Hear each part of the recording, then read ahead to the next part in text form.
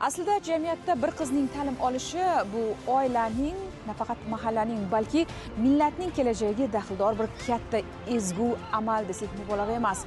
Va shu nuqtai nazardan agarda bironta ayolning o'z kasbi, o'z biznesi bilan shug'ullanishi esa bu qanchadan qancha opa-singillarimizga madad. Shu bilan birgalikda har bir ayolning o'zining g'oyalarini, tashabbuslarini amalda ro'yobga chiqarish jamiyatda o'z o'rnini topishiga daxldor.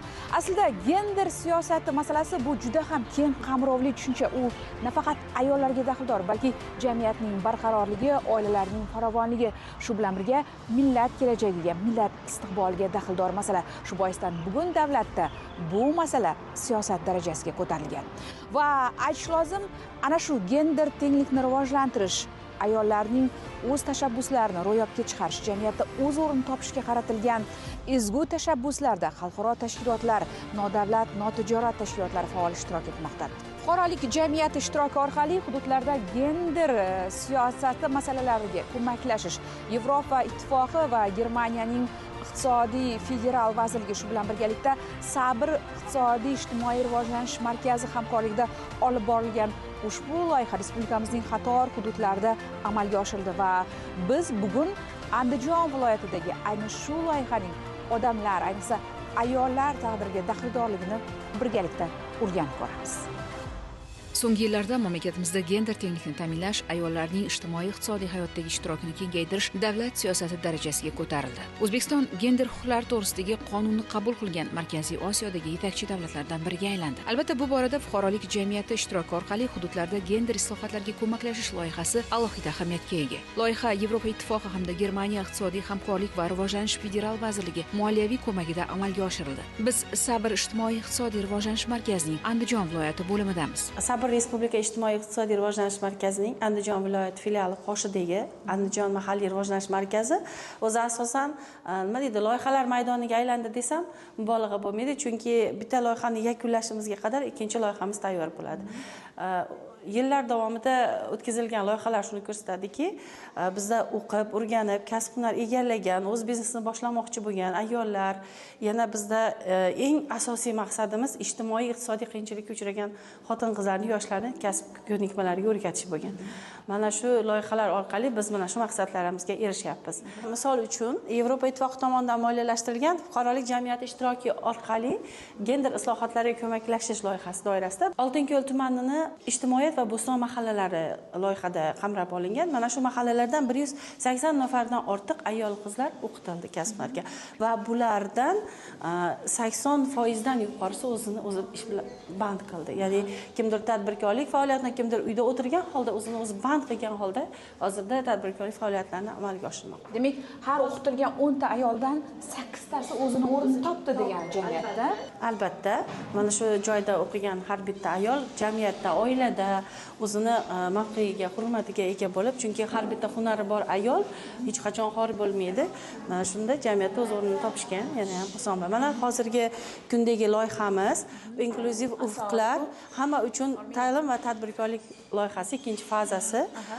Bu loyiha doirasida biz birinchi bosqichda 87 nafar xotin-qizlarni, yoshlarni kasb-hunarga o'qitgan bo'lsak, ayni shu loyiha doirasida. Albatta, hozirgi kunda bu ikkinchi bosqich 85 nafar xotin-qizlarimiz kasb-hunarga o'rganmoqda. Uyda o'tiruvdik, uy bekasi bo'lib, eshitib, mana mahallamizdan aytilgan ekanmiz, kelib mana bilim olyapmiz. Xudoga shukr, mana Word nimasini o'rganib, bemalol yozishni, harflarni ketma-ketligini o'rganyapmiz mana. Rahmat avvalo mana shu yerdagi rahbarlarga, prezidentimizga bizga shunchalik imkoniyatlar yaratib berganlari uchun xursandmiz. Shu paytgacha uyda o'tirarmidingiz? Uyda uy bekasi edim. Men o'z ko'zim ojiz bo'lganligi uchun bu gapiruvchi qilib berganlar programma. Gapiruvchi programmani yoqib bergan, men quloqchinda gapirtirib shu tarzda yozaman. Harflarni ketma-ketligini avval mana nimada o'rgandim birinchi. Xo'jayinim xursand, ko'zi ojiz xo'jayinimni ham. Shunga bittagina o'g'lim bor, shuni o'qitish, xudo xolisi. ana shu uchun o'qiyapman, xudo xohlasa shu uchun ishlasam deyman. Bu yerda har bir ayolning, har bir opa-singlimizning o'z ham bir hikoyasi bor. Taqdir shunday kutilmagan sinovlar bilan siylay. 3 ta farzandini yolg'iz katta qilayotgan mana bu singlimiz tez orada o'z biznesini ochish arafasida ekanligini eshitib xursand bo'ldik. Chunki bu yerdagi ta'lim unga shunday motivatsiya bera oldi. Demak, kashtachilik bilan shug'ullanishyapti bu yerda. Bu markazga 2 yil bo'ldi kelganimga. Shu Nargiz opam bo'lsiga shogird bo'lib kelgan edim. Shu yo'nalish bo'yicha unaqa o'rgandim. Ustoz bo'lishiga darajasiga Alloh nasib qilib mana yetib turibman. Xudo xolasa ayollarni rivojlanish uchun juda ham kerakli loyiha.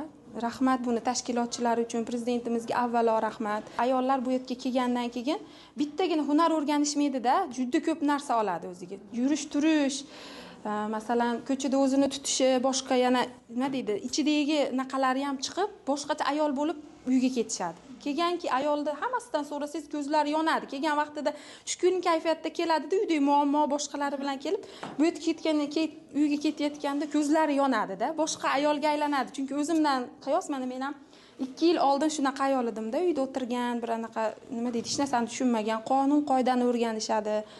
Bu yerda hozir nima respublikamizda qanday qonun qoidalar qabul qilyapti ayollarga mos bo'lgan, xos bo'lgan, shularda ancha bilishib oladi. Mana chunki tadbirkorlikni ham o'rgatamiz, psixologlar ishlayapti hozir. Farzandimiz uchun o'rnak bo'lamiz-da biz ayollar. Nimaga uyda o'tirib, haligi rivojlanmagan ayoldan ko'ra ko'chaga chiqib, o'zingizga qarab, jamiyatda o'z o'rningizni egallasangiz, orqangizdagi farzandingiz bilan faxrlanadi. Onam o'qituvchi deb ustoziga faxrlanar ekan. Chevarchilik yo'nalishida hozir o'zimizni brendimizni yaratganimizda o'zimizni shu kashtachilikni qo'shib yubormoqchiman-da bunga. Biserlar ham, qo'l ishlari ham vaqtinchalikda, bu ota-bobolarimizdan bizga qolgan hunar bu. Shuni qo'shsam, chet elda ham ancha o'rni baland. Shunga qo'shmoqchiman. Mana hozirda tikkan ishlarim, uyda ham ancha shunaqa. Ammo tikkaningizda maza qilasiz. Asablaringiz tinchlanadi. Uyda ham tikaman, bega kelganda ham. Yaxshimi? Daromad topsa bo'ladi? Bo'ladi.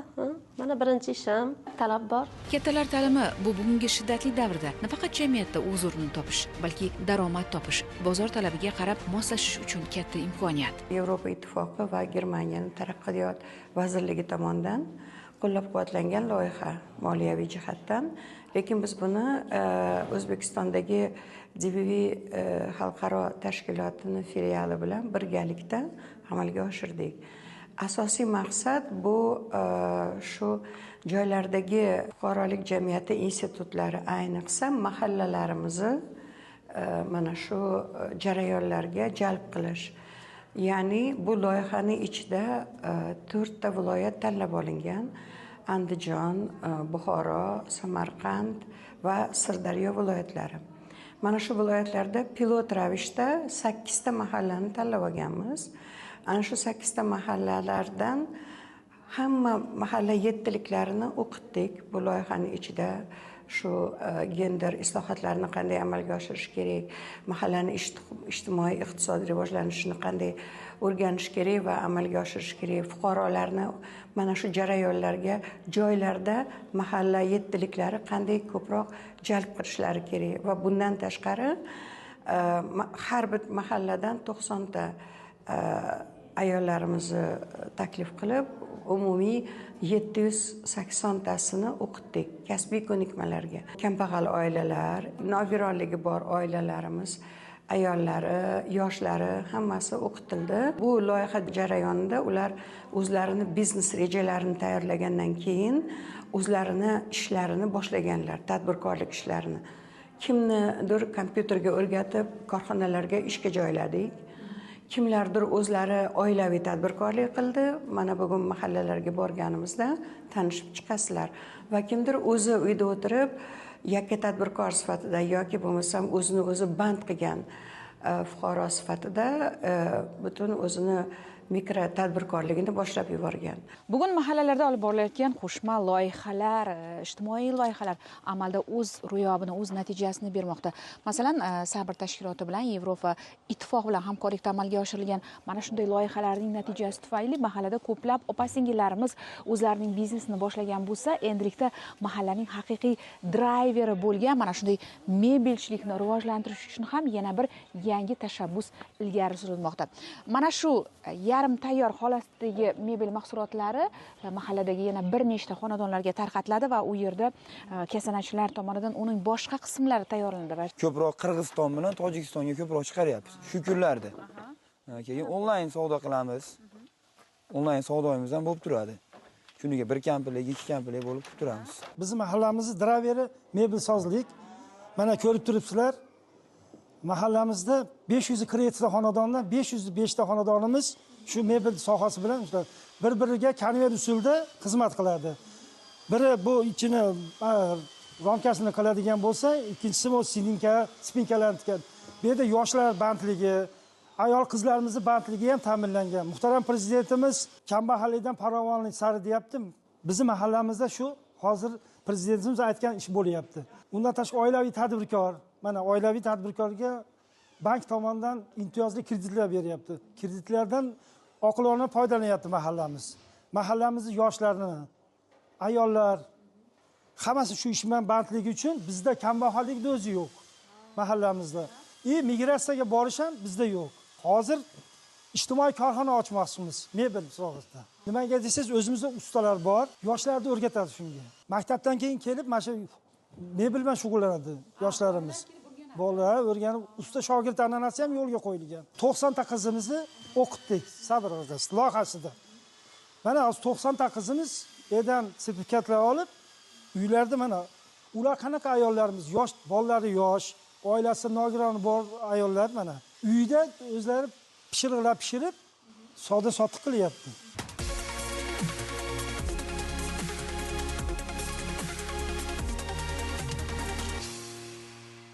Biz ijtimoiyat mahallasidamiz. Sabr loyihasida o'qib, o'rganmagan narsalarimizni o'rganib, to'g'risi biznes loyiha nima qilishga hayolimga ham kelib ko'rmagandim. Sabr loyihasida o'qib, mana biznes boshladim. Ancha menga kuch nima berdi. Sabrda o'qib, daromad qilishga yordam berdi. Katta yordam qildi. Shu daromad bergan yordam bilan ancha daromadga chiqib, mana sekin-sekin astalik bilan ko'tarilyapmiz, shogirdlar olyapmiz. Zakazlar nimalar qilyapmiz, buyurtmalar olyapmiz do'konlarga ham.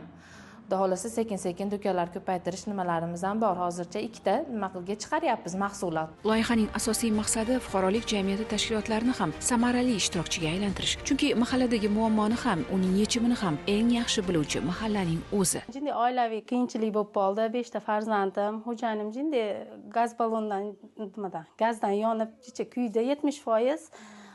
Uyda oilaviy o'tirib qoldik endi. Hokim yordamchisi aytdiki, sizga dedi subsidiyaga 2 ta mashina beraman dedi. Men uni oldim, Sabrda o'qidim, treninglarga qatnashdim. Undan keyin hali yana ham haligi tadbirkorlikka, ishga ishtiyoqim, yana ham chevarchilikka qiziqishim uyg'ondi-da. Hokim yordamchisining oldiga chiqib, shunaqa bo'sh bino bo'lsa dedim, chevarchiligimni kengaytirsam dedim. Deb mana shu turgan binoni oldim. Chevarxona ochib, yana ham kengaytirish maqsadida yana mahalla yettiligining oldiga chiqdim. Ular menga sud asosida kreditga yana 2 ta chaq mashina berishdi. Hozir yana ham kengaytirishni rejamda bor. Mana bu opa-singillarimiz tayyorlagan mahsulotga hozirdanoq xaridor topilibdi. Aynan shunday yondashuv asosida loyiha Andijon, Buxoro, Samarqand va Sirdaryo viloyatlarining 6 ta tumanda amalga oshirildi. Bu hududlarda ijtimoiy, iqtisodiy va gender tahlillari o'tkazilib, aholining real ehtiyojlari aniqlandi. Biz Oltingul tumanidagi ijtimoiyat mahalla fuqarolar yig'iniga keldik. Avvalo loyiha doirasida mahalla yettiligi a'zolari o'qitildi. Samarali ishlash bo'yicha ko'nikmalar berildi. Loyiha natijasida mana bu singlimiz doimiy biznesini ochdi. Bunga kelib loyiha doirasida 50 dan ortiq mahalliy hokimiyat, mahalla va nodavlat notijorat tashkilotlari vakillari genderga sezgir boshqaruv bo'yicha bilim va ko'nikmalarga ega bo'ldi. 8 ta mahallada chuqur ijtimoiy, iqtisodiy va gender tahlili o'tkazildi. 740 nafardan ortiq asosan ayollar kasbiy ko'nikmalar, moliyaviy savodxonlik va yetakchilik bo'yicha o'qitildi. 68 nafar ayol o'z biznesini boshlash uchun asbob-uskunalar bilan ta'minlandi. 12 ta jamoatchilik tashabbusi mahalliy aholi ishtirokida amalga oshirildi. Albatta bu natijalar faqat statistika emas, bu ish bilan ta'minlangan ayollar, mustaqil daromad manbaiga ega oilalar, faollashgan mahallalar demakdir. Biz Sirdaryo viloyatining Guliston tumaniga keldik. Fuqarolik jamiyati ishtiroki orqali hududlarda gender rivojlanishiga ko'maklashish. Ayni ushbu loyiha respublikamizning barcha viloyatlar markazlarida, shu bilan birgalikda 11 ta tumanda amalga oshirilyapti. Yevropa Ittifoqi va O'zbekiston o'rtasidagi samimiy do'stona munosabatlarning bir real natijasiga aylangan ushbu loyiha shu bilan birgalikda Germaniyaning Federal hamkorlik va taraqqiyot vazirligi tomonidan amalga oshirilmoqda. O'ziga xos ezgu loyiha eng chekka hududlarda yashayotgan opa-singillarimizni qayta kasbga yo'naltirish orqali jamiyatda o'z o'rnini topish, oilalar barqarorligi, shu bilan birgalikda qanchadan qancha insonlarning taqdiriga daxldor bo'lgan katta tashabbus. Hozir biz ayni ushbu loyihaning Sirdaryo viloyati Guliston shahri markazidagi mana shu Sabr ijtimoiy iqtisodiy rivojlantirish markazi bilan birgalikda olib borilayotgan jarayonni ko'ramiz. Bu yerdagi opa-singillar bilan suhbatlashamiz. Haqiqatdan ham bunday tashabbuslar ayollar, opa-singillarimiz taqdirida qanchalik yashayapti? Ketdik.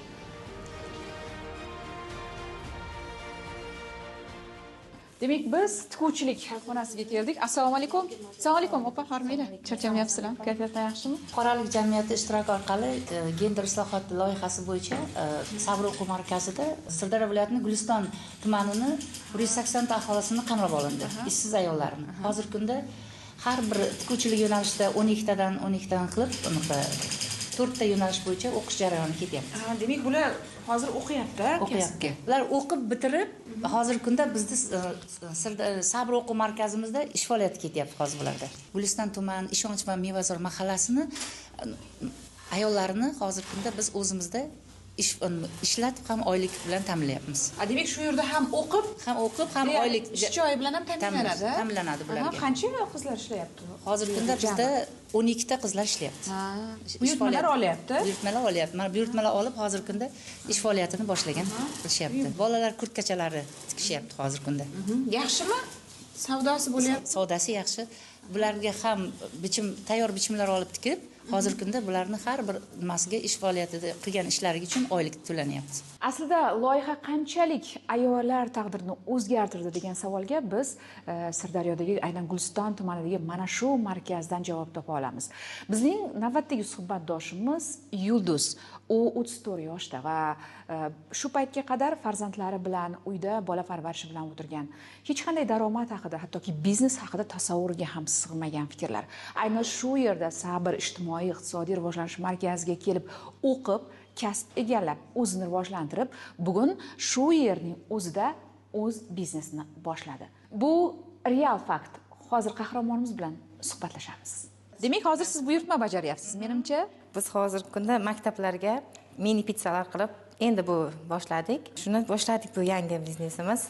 Undan oldin pishiriqlar chiqarib, magazinlarga, do'konlarga, to'y marosimlarga piroglar, pirojnilar, pishiriqlar pishiryapman, Xudoga shukr. Demak, buyurtmalar ketma-ket ekan, yo'nalishni ham o'zgartirayotgan ekansiz. Bunday aytganda diversifikatsiya qilayotgan ekansizda. Qanchalik mana shunday markazlar ayollarni rivojlantirishga ta'sir ko'rsatyapti? Juda ham katta. Men bu o'zi Sabr o'quv markaziga mahallamiz xotin-qizlar tomonidan mana shu fuqarolik jamiyati ishtiroki orqali hududlarda gender islohotlarga ko'maklashish loyihasining qandolatchilik yo'nalishiga yo'naltirildim va mana bu yerda men juda ko'p narsani o'rgandim desam ham bo'ladi. Dunyo qarashim kengaydi, jamoaviy bo'lib ishladik, o'qidik. Shu paytgacha siz aytmoqchi, uyda o'tirib, ishda bola bilan tarbiyasi bilan shug'ullanganmiz, hech qayerda o'qimaganmiz. Juda ko'p narsani o'rganib, mana hozirgi kunda asta-asta o'zimizda biznesimizni boshlab, oylik daromadga Allohga shukr ega bo'ldim. Mana shu yerda o'qiganimdan keyin bizga mana sertifikatlar berildi. Biznes reja yozasizlar dedi, biznes reja yozib, men duxovka yutib oldim. Duxovka yutib olganimdan keyin mana shu yerda o'zimni ish faoliyatimni boshladim. Har juma kuni dars mobaynida har juma biznes ko'nikmalar o'tardi. Xudo xohlasa, mana shu ishni rivojlantirib, bironta bir kattaroq sex ochib, ishsiz ayollarni, bir 10-15 ta ishsiz ayollarni ish bilan ta'minlash niyatim bor. Ishonch mahalla fuqarolar yig'ini hududida istiqomat qiluvchi opa-singillarimiz uchun ham loyiha katta imkoniyatlar eshigini ochdi. Assalomu alaykum. Bu loyihada 2 yil mobaynida 90 nafar xotin-qizlarimizni kasb hunariga 4 ta yo'nalish bo'yicha o'qitdik.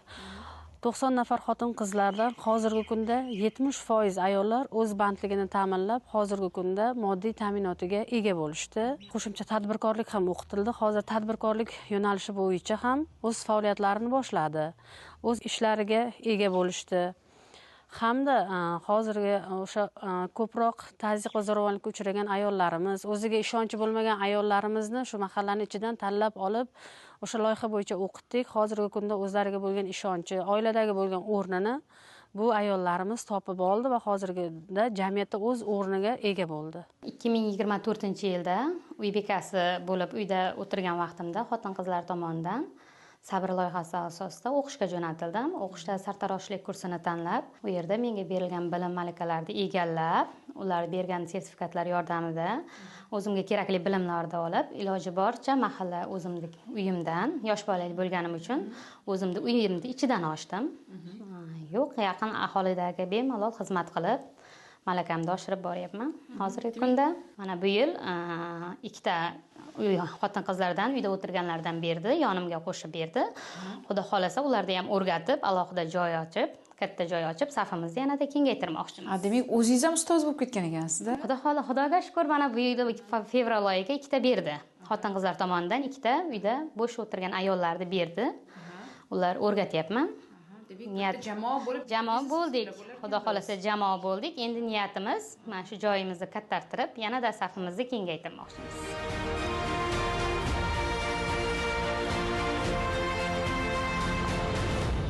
Sirdaryoga bu yil vaqtli kelibdi bahor. Uyg'onish faslini bir falsafasini his qilyapsizmi? Uyg'onish bo'lyaptimi o'zi? Nimalar ekkansiz ichiga? Bu yerda hozir faqat pomidorlar bor. Narigisida bolgarskiy, keyin chekada dungan qalampirimiz bor. Bular faqat ko'chatga. Endi ozgina qoldi. Buni anaqa idishchalarga ham solamizda, keyin olib chiqamiz bozorga. Bozorga sotasizlar, ko'chat sotasizlar. Ko'chat. Shunday ekilish uchun oladi. Qanday qilib o'rgandingiz buni? Oilaviy tadbirkorligimizga ko'proq mana qaynonam boshligida nima qilib, tajriba qilib ko'rdikda. O'zim bu yil birinchi marta o'tgan yil 2025-yil iyun-may oylarida kompyuter yo'nalishida o'qigandim, sabr loyihasida. Keyin mana shu tadbirkorlikni yo'lga qo'yib yubordikda, oilaviy harakat qilib. Hozir mana yaxshi bo'lyapti. Birinchi marta boshlashinglar. Va shunday ancha o'zgartirdi, yaxshi tomonga fikrlashimiz kengayib, hammamizga ish, mana bekorchilik yo'q. Shunday bu yoqda bolgarskiylar bor. Yaxshi-ku, mana bo'larkan-ku, eksa, harakat qilsa bo'ladi. Ko'p vaqt talab qilmasa kerak. Yo'q, unaqa ko'p emas, lekin mehnati bor. Sirdaryodagi o'zgarishlarni, Sirdaryodagi yangilanishlarni mana o'z ko'zimiz bilan ko'rib guvohi bo'lyapmiz. Boshqacha odamlarda kayfiyatdan boshqacha, haqiqatan ham bu yilgi uyg'onish boshqacha kelayotganligini his qilyapmiz. Qanchalik o'sha davlatimiz rahbarining Sirdaryoga bo'lgan e'tibori, Sirdaryo tajribasi, Sayxunobod tajribasi bugun odamlarga pozitiv ta'sir qila oldi. Muhtaram yurtboshimizni tashrifi chog'ida yurtboshimiz tomonidan aytilgan edi. Sirdaryo xalqi men bilaman, mehnatkash va zahmatkash xalq deb ta'kidlab o'tgan. Mana shunday so'zlariga javoban bizning xalqimiz bugungi kunda dehqonchilik, chorvachilikni yo'lga qo'yilgan. Aholimiz, mahallamiz drayveri o'zi asosan chorvachilik va parrandachilik. Bugungi kunda shu o'rinda mana har bir xonadonda o'rtacha 4 sotix, 5 sotix tomorqalarimiz bor. Tomorqalarimizdan unumli va samarali foydalanib kelyapmiz. Issiqxonalar tashkil etilgan, gulchilik yo'lga qo'yilgan tomorqalar o'sha issiqxonalarda, qulpinoychilik yo'lga qo'yilgan mahallamizda. Loyiha davomida davlat idoralari, nodavlat notijorat tashkilotlar va mahalliy hokimiyatlar o'rtasida, nodavlat notijoriy tashkilotlar va mahalliy hamjamiyat o'rtasida doimiy muloqot yo'lga qo'yildi. Mutaxassislar ta'kidlashicha, aynan ana shunday ishonch muhiti gender tengligini joriy etishda hal qiluvchi omil bo'lmoqda. Aytish lozim, mazkur loyiha Germaniya Xalq universitetlari uyushmasining O'zbekistondagi filiali va Sabr Respublika ijtimoiy-iqtisodiy rivojlantirish markazi hamkorligida amalga oshirildi. Barcha haqiqat mahallada yettilik, u mahallaning qulf kaliti. Shu boisdan bunday xalqaro loyihalarda eng avvalo mahalla yettiligi o'qitildi. Ular aholi bilan ishlash, ularning biznes g'oyalarini rivojlantirish, qo'llab-quvvatlash borasida ko'nikmalar hosil qildi. Shuning bilan birgalikda aynan shunday loyihalarda yuzlab xotin-qizlarning biznes ko'nikmalari oshirildi va eng muhimi bir nechta opa-singillarimizning biznes g'oyalari rag'batlantirilib, aynan shu loyiha yakunida sertifikat bilan birgalikda o'zlarining biznesini boshlash imkoniyati yaratildi. Bu degani tasavvur qiling, bundan 1 yoki 2 yil avval uydan naryoqqa chiqmasdan hech qanday biznes haqida tasavvur ham qilmagan opa singillarimiz endilikda katta daromadlar topib o'zining tengdoshlarini ham ish bilan ta'minlashga, shu bilan birgalikda yirik loyihalarni bajarish imkoniyatiga ega bo'lmoqda. Mana shu asl haqiqat. Har qanday ayolning, opa singilimizning jamiyatda o'z o'rnini topishi, o'ziga ishonchi bu eng avvalo oila daromadi, oila barqarorligiga daxldor.